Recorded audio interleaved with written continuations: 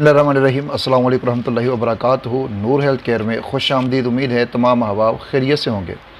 बाज़ लोग ये शिकायत करते हैं कि वो खाना थोड़ा खाएं या ज़्यादा खाएं, उनको खाना सही तरीके से हज़म नहीं होता, डकार आते रहते हैं, पेट भरा हुआ रहता है और बसा औक़ात पेट में दर्द भी शुरू हो जाता है और काफ़ी देर तक खाना खाने को दोबारा दिल भी नहीं करता और ना ही पहला खाना सही तरीके से हज़म हो सकता है।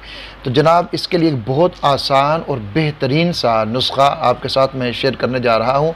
आप इसको बनाएं और इस्तेमाल करें। इंशाअल्लाह व ताला खाया पिया सब हज़म हो जाएगा और आपको भूख भी अच्छे तरीके से लगेगी और जो बदहज़मी की वजह से आपको डकार आते हैं मुख्तलिफ़ किस्म के, वो डकार भी नहीं आएंगे और इंशाअल्लाह व ताला आपको खाना भी सही तरीके से हज़म होगा और जुज़्वे बदन बन जाएगा।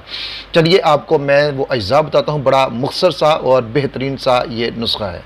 इसके 3 अज्जा हैं। धनिया खुश्क 60 ग्राम, मिर्च स्याह 24 ग्राम और काला नमक या फिर आप घरेलू नमक जो हम इस्तेमाल करते हैं वो भी ले सकते हैं 24 ग्राम। ये तीनों चीज़ें आप ले लें, इनको अच्छे तरीके से बारीक करें और इनका सफ़ूफ़ बनाएं, इनको यकजान कर लें। उसके बाद आप इनको बिल्कुल जब ये यकजान हो जाएं और सफ़ूफ़ बारीक बन जाए, फिर आप जब भी खाना खाएं, खाना खाने के बाद आप इसको 3 ग्राम तकरीबन इतना सा आप ले लें और यानी छोटी जो चम्मच होती है जिसको टीस्पून कहते हैं, उसका चौथाई हिस्सा कर लें और ये आपने खाना है ताज़ा पानी के साथ। और ये जब भी आप खाना खाएं, खाने के बाद आप ये चूरन, ये फक्की, ये सफ़ूफ़ आप इस्तेमाल करें।